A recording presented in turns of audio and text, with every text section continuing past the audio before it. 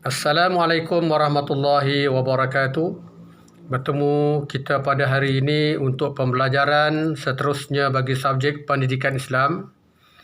Hari ini Ustaz akan bicarakan berkaitan dengan hukum 5 dalam Islam. Hukum 5 dalam Islam iaitu asas-asas hukum yang telah ditetapkan dalam Islam yang diambil bersumberkan Al-Quran dan juga hadis. Ya. Dua sumber hukum Islam, iaitu pertamanya daripada Al-Quran dan keduanya ialah hadis. Daripada dua sumber hukum ini menerbitkan 5 hukum yang berkaitan dalam kehidupan kita daripada sudut syariat. Apakah 5 hukum yang terdapat dalam Islam? Yang pertamanya wajib, yang kedua sunat, yang ketiga harus, yang keempat makruh, yang kelima haram. Ustaz ulang kembali. Yang pertamanya wajib, yang kedua sunat, yang ketiganya harus, keempat makruh, dan yang kelimanya haram. Jauh sikit. Okey. Bagaimana kita nak membezakan kelima-lima hukum ini? Yang pertama, apakah yang dikatakan dengan wajib? Ya, wajib. Wajib ialah perkara yang dilakukan mendapat pahala dan meninggalkannya berdosa. Apakah contohnya? Contohnya seperti perbuatan solat fardu. Ya. Solat fardu adalah wajib. Apa lagi yang wajib? Berpuasa. Ya. Mengeluarkan zakat.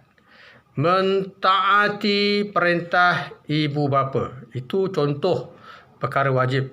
Ya. Buat dapat pahala, tinggalkan berdosa. Yang keduanya sunat. Apakah maksud sunat? Sunat ialah perkara yang digalakkan kita melakukannya, iaitu apabila kita melakukannya mendapat pahala, dan apabila kita meninggalkannya merupakan satu kerugian. Tak dapat apa-apa ya. Tak dapat apa-apa, mana kita katakan dia satu kerugian lah. Okay, saya ulang kembali. Sunat, melakukannya mendapat pahala, meninggalkannya mendapat kerugian. Apakah contoh perkara sunat? Contohnya membaca Al-Quran, berzikir, bersedekah. Baik. Kita pergi kepada yang ketiga. Yang ketiga ialah harus. Harus ialah sesuatu amalan yang dilakukan tidak mendapat pahala, dan apabila ditinggalkan tidak mendapat dosa. Ya, maknanya buat tak dapat apa-apa, tinggal pun tak dapat apa-apa. Apakah contoh perkara harus yang kita lakukan dalam kehidupan kita seharian? Contohnya makan, minum, ya, mandi, dan sebarang perkara yang kita lakukan seharian berkaitan dengan kehidupan kita lah yang seharian. Baik, yang keempat makruh. Apakah itu makruh? Makruh ialah perkara yang dibenci oleh Allah SWT, iaitu kalau kita tinggalkan perkara makruh ini mendapat pahala. Dan kalau kita melakukannya pula tidaklah berdosa. Apakah perkara makruh? Contoh perkara makruh ialah kita makan makanan yang menimbulkan, yang mengeluarkan bau yang kurang menyenangkan pada mulut kita, seperti memakan bawang, memakan petai, memakan jering. Itu contoh perkara makruh. Perkara makruh ni kalau kita sering melakukannya juga boleh mendatangkan, boleh menjatuhkan hukum haram. Termasuk juga perkara makruh ini ialah apabila kita membuat sesuatu perkara yang lara atau melalaikan.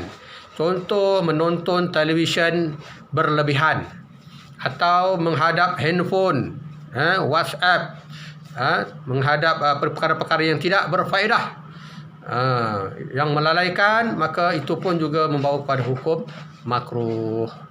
Dan yang seterusnya, yang terakhir, hukum yang 5 terakhir ialah haram. Apakah maksud haram? Haram ialah apabila kita melakukannya mendapat dosa dan meninggalkannya dapat pahala. Apa contoh perkara haram? Berlawanan kepada perkara wajib tadi. Haram contohnya minum arak, berzina, berjudi, mendarhaka kepada ibu bapa, atau haram juga apabila kita meninggalkan segala perkara-perkara yang diwajibkan kepada kita.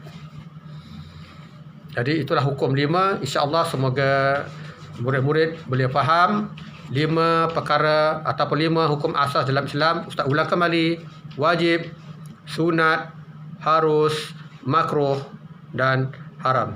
Sekian dulu. Wassalamualaikum warahmatullahi wabarakatuh.